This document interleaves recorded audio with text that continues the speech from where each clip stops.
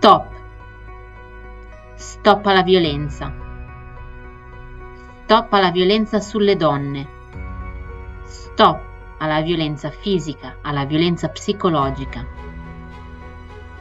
Oggi le persone di Alstom Italia si uniscono in un'unica voce per dire basta a qualsiasi forma di violenza o molestia di genere. Ecco che oggi, nel luogo del nostro lavoro quotidiano, un laccio rosso attraversa i nostri siti Alstom in tutta Italia, dando vita ad un corteo di donne assenti perché cancellate dalla violenza, donne di cui rimangono solo le scarpe.